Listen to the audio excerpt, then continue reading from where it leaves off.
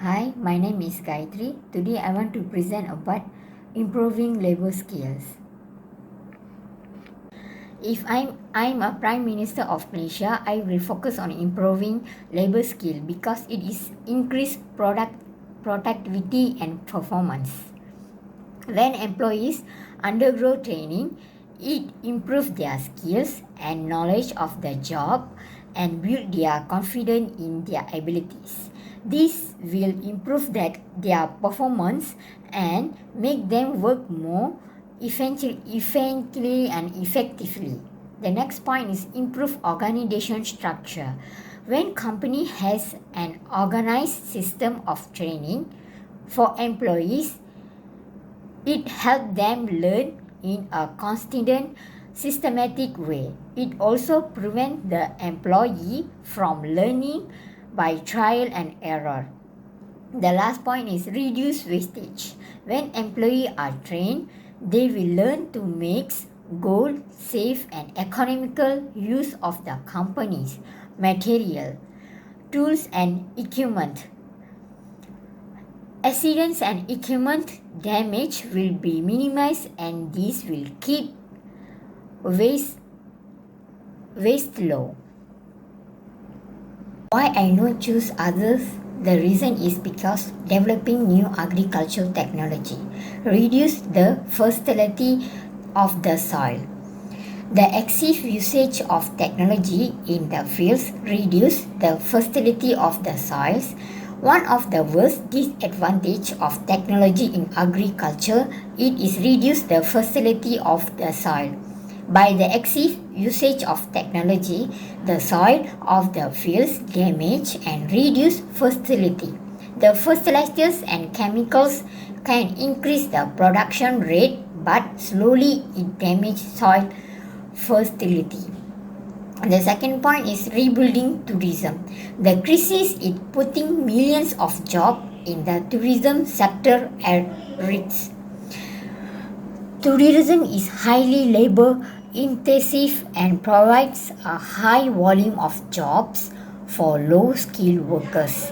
Together with higher skilled jobs, many of these jobs are customer facing, exposing workers also to the health risks from the virus. Example, waiters, air, air shivers, and hotel receptions. The third point is strategizing the health sector. There is always a financial cost to pay for reform. Reform are intended to save money for patients over a long time period. The problem with a reform is that there must be an upfront capital expenditure to get things moving in the right direction. There is no guarantee that the savings which are expected through a reform will materialize. Hi, I'm Manisha. If I were the Prime Minister of Malaysia, I would pay more attention in developing new agriculture technology. And this is why I chose this topic. Firstly, productivity is boosted by technology. Agriculture has seen a significant boost in productivity as a result of technology. Farmers can now do more work with less effort and in less time. There are several sophisticated technology instruments and tools that can help farmers boost their farming production. In agriculture, tractors and automatic inflow weeder, robotic lecture harvest, carrot harvesters, and other technology devices are utilized to boost production. Next is improve transportation. Farmers can now travel more easily thanks to the technology. They can readily transfer products from one location to another. Tractors and trucks are commonly used to transfer crops from one location to another. Farmers utilize buffalo carts to transfer crops from one location to another before modern technology. Moreover, modern technology has made water supply simpler. The farmers had a terrible time getting water to their farms. They used to transport water to the fields in bowls, which took a long time and cost the farmers a lot of money. However, people may now readily obtain water in their fields thanks to the current technology, machinery, and devices. Water delivery to the field may be accomplished with ease using contemporary technologies. For providing water to their farms, they can utilize water turbines, pipelines, drones, and many other technologies. It saves the farmers a lot of time and works in terms of field water supply. Furthermore, technology saves money. Using current agriculture technology can help farmers to save money. With the help of modern technologies, farmers may work more formerly require a big number of people and a lengthy period of time may now be accomplished swiftly and cheaply. Farmers are not compelled to pay a separate price for their services. Lastly, technology saves time. As we all know, the primary goal of technology is to help individuals save time while they work. In agriculture, technology also saves a lot of time for farmers. Modern technical equipment and machinery operate at a far faster rate than people do. If a farmer can cultivate a field in a week, they can do in a day with the assistance of technology. This is how much time farmers can save thanks to the current technology. This is why I didn't choose the other topics. Firstly, about rebuilding tourism. Tourism continues to be one of the sectors hardest hit by the coronavirus pandemic, and the outlook remains highly uncertain. The survival of business throughout the tourism ecosystem is at risk without continued government support. Secondly, improving labor skills, monetary or repetition. In division of labor, a worker performs the same job on a daily basis. The job therefore becomes monotonous and boring to him or her, and this may lead to loss of interest in job being done. Second, problem from increased independences. Division of labor has meant that workers and industries may have to depend on one other before production can take place. Absence of such workers or industry may result in the closure of the entire production. Finally, the final topic is about strengthening the health sector. To help children thrive and survive, health system needs sufficient funding to be sustainable, resilient, and inclusive. Strengthening health system is critical to supply and delivery of quality, affordable primary healthcare and to achievement of universal health coverage. Furthermore, they are already given a lot of importance to health sector, so I choose that topic. Hi, my name is Tong Hong Nian. Now I am going to talk about Part C. So if I am a Prime Minister of Malaysia, I will focus more on strengthening health sector. So for the first of health sector, we need to focus more on the medical service. So medical service such as dental, funeral service, surgical, ambulance, X-ray. So these are the technology that need to be improved, and we can improve it by replacing a new for them. So now for the dental service, maybe we can accept more people to become a dentist, except for the people who just graduate and have a working experience. So for the funeral service, maybe we can gain for more car to make a funeral service become more cheaper. So for the ambulance, we need to gain more because many incident happens every days. So if we have enough transport of ambulance, we can save more people life. So for medical service, also about the nurse, we can increase more nurse to make the service so it will become fast and also smooth, so people also can they're working for less hour. And also another is manufacture medical equipment. So government can provide for their government hospital and also government clinic, and also it, I also suggest government can provide uh,